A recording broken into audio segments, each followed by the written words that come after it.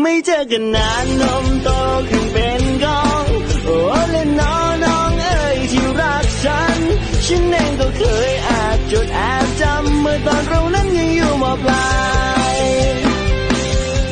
เดินเข้าไปหาเธอทำเป็นโทรศัพท์ให้ขอยืมโทรแป๊บนึงแล้วเดี๋ยวคอยแลกไลน์แบบว่าไลน์เธอไปจนปักหรือว่ารักเธอไปจนตายเห็นเธอแล้วเป็นใครที่ชนนะคนที่ใช่แหละนั่งมองเงินในบัญชีตัวเองแล้วก็ตลกต่อให้ใช้กี่ปีก็ใช้ไม่หมดแต่ถึงเงินจะมีก็ต้องตายอยู่ดีที่ยังทำอย่างนี้ก็แค่เธอคือทุกอย่างของฉันในตอนนี้ลมหายใจที่มีฉันก็ให้เธอไปหมดแล้วถ้าเธอยังไม่เลิกงอนดูแลไอเป็นคนพามาเขาเป็นคนพาไปสมน้ำหน้าหัวใจเจ้าของคักเดเราอย่าป่าปิงไอก็เป็นคนเปย์ยังมาถือเจ้าแท้หัวใจทั้งมุมไอเป็นคนพามาหลังคาก็อยู่ไกลวัดลมกับพัดเสียงมากก็โหนดึกกำลังสินอนแม่อ่อนใส่ใบลันคาเอาแฟบกับเอาสบู่เอาชมพูกับเอามาน้องนั้นน่ารักพี่ขอเสียบอ่ะ power bank น้องใหญ่ดีพี่ขอเสียบอ่ะถึงจะเล่นแต่แหลมเป๊ะพี่ขอเสียบอ่ะอายุต่ำกว่า18แล้วพี่ไม่เสียบอ่ะก็ปากมันว่างเลยต้องโทรมาบอกคิดถึงกันถ้าเธอก็คิดถึงฉันช่วยขยับให้รู้บ้างเถอะถึงเขาไม่ได้ถามว่าตอนนี้อยู่ที่ไหนถึงแม้ว่าจะไม่รู้ว่าเธอนั้นเป็นไรไหม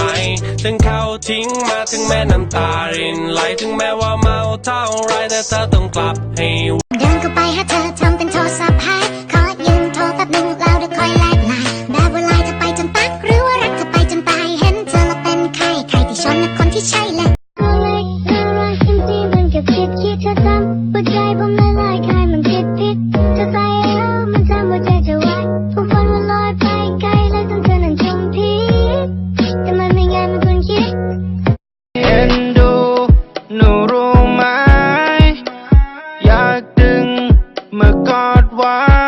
ไม่อยากจำได้แค่มอง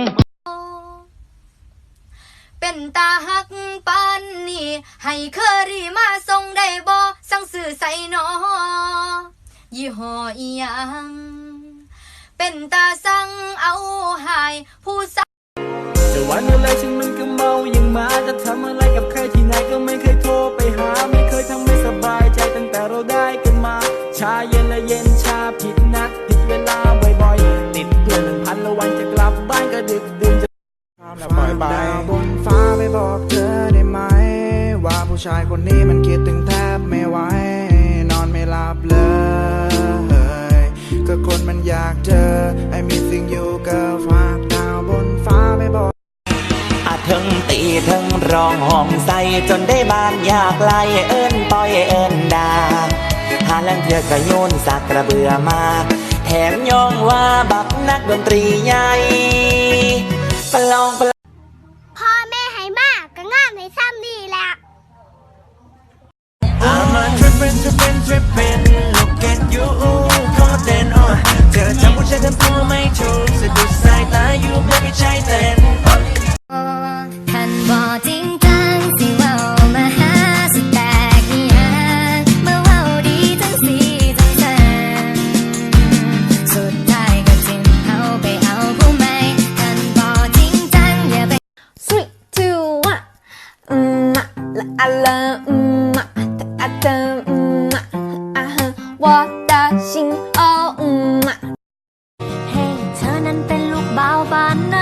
แวบแรกที่หันไปมันเข้าหัวใจอย่างแรงเฮ้เธอไม่รู้ว่ามาแต่ไหนมาทำให้ฉันหวั่นไหวแล้วหลงไหลอย่างแรงอยากบอกว่าเธอมีแฟนคนหนึ่งที่แอบไปหึงเธอทุกวันไม่รู้อะไรสักตอนเลยก็เป็นแฟนเธอ